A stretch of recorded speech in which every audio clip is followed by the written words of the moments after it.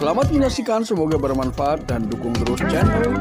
Silahkan dijalankan boleh berpahala ya, ketika tidak juga tidak berpahala. Namun ketika tiba-tiba Anda mendapati hal-hal seperti itu, ya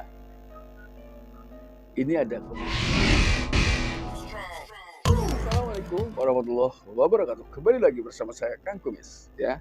Pada kesempatan kali ini Kang Kumis ingin membahas mengenai beberapa ciri ya seseorang berselingkuh, yang ternyata perselingkuhan ini bukan hanya dari sisi bibir saja atau hanya untuk hiburan saja, tapi juga sudah melibatkan batin. Artinya memang sudah merasa bahwa di antara keduanya seakan-akan sudah memiliki ikatan yang resmi menurutnya ya. Menurutnya, walaupun apapun itu, ketika orang tersebut berdua atau dua-duanya memiliki pasangan, tetap saja namanya perselingkuhan.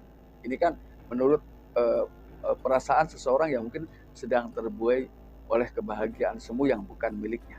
Ini ya, ini kita akan bahas ya. Namun sebelum lanjut ke topik, gak ada salahnya silahkan Anda bantu Kang Kumis ya dengan cara berikut. Silahkan Anda subscribe, like, dan komen di channel Kang Kumis agar sahabat semua tidak ketinggalan info dan juga kabar terbaru tentunya di channel Kang Kumis.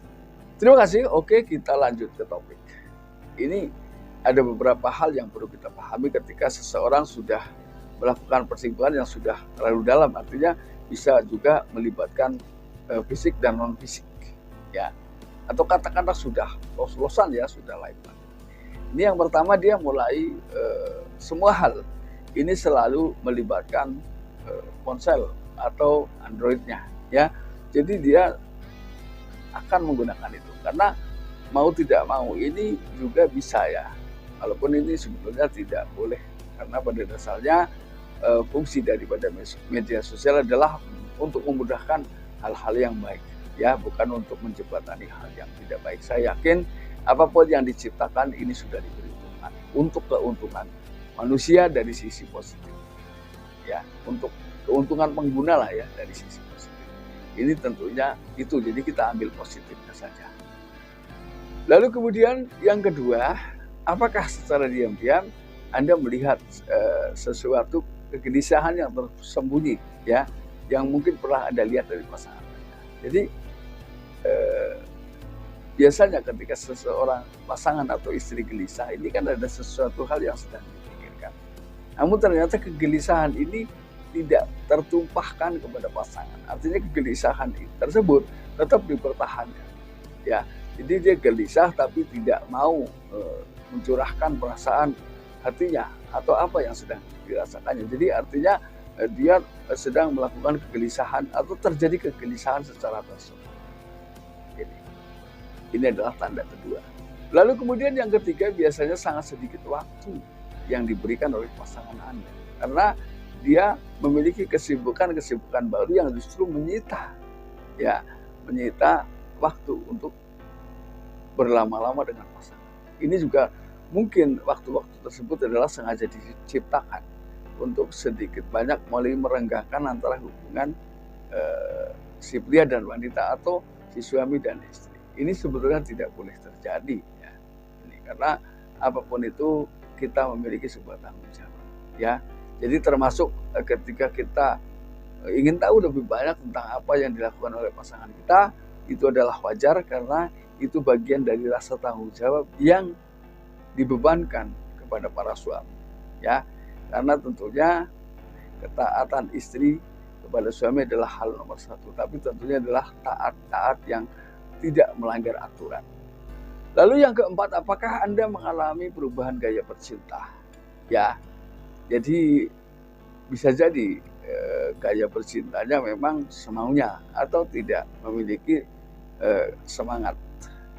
Atau mungkin ketika dia melakukan hal yang semangat, dia akan berlebihan ya. Atau mungkin dia hanya sekedar melayani tapi tanpa ada respon yang membuat Anda justru semakin merasa bahagia dengan respon yang ia tunjukkan, tapi justru Anda merasa bingung dengan respon yang ia tunjukkan. Artinya dia hanya sekedarnya saja ya. Jadi itu bisa jadi dia memang sudah pernah merasakan kebahagiaan bersama orang lain sehingga dia berharap kebahagiaan itu datang lagi dari si dia. Maka untuk sementara ini bisa jadi hal tersebut dikesampingkan ya. Jadi kebahagiaan untuk suami justru dikesampingkan. Apakah pernah merasakan hal-hal seperti itu? Misalnya pasangan memang tidak memiliki kesibukan-kesibukan yang menyita waktu dan energi ya, karena ini biasanya terjadi bisa saja pada pasangan kita ketika ada faktor kecapean. Namun ketika dia tidak capek, lalu kemudian waktunya juga longgar, lalu memberikan pelayanan kepada suami kok nggak maksimal. Nah, ketika ditanya alasannya kenapa, dia tidak berani menjelaskan. Ini juga perlu diwaspadai. Ya.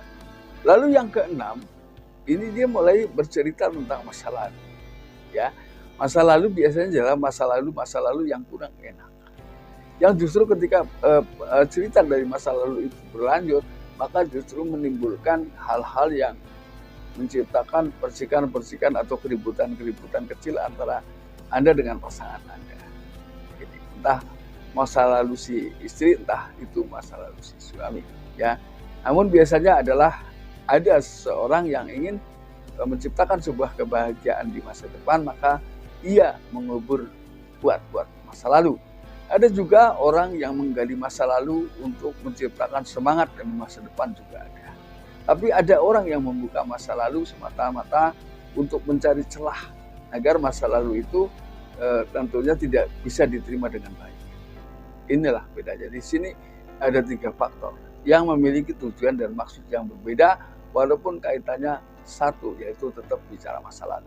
Lalu kemudian ada beberapa tanda. Tanda terakhir yaitu biasanya seseorang akan mencukur rambut di area kewanitaan secara tiba-tiba. Nah, ini tolong saya pertegas bahwa sebetulnya secara hukum Islam mencukur rambut di area kewanitaan adalah sunnah, ya. Namun ketika itu dilakukan tanpa izin suami atau tidak mengatakan terlebih dulu kepada suami secara tiba-tiba, ini kan tentunya sebuah kejanggalan yang sangat-sangat luar biasa, ya. Kecuali memang itu sudah disampaikan, ya.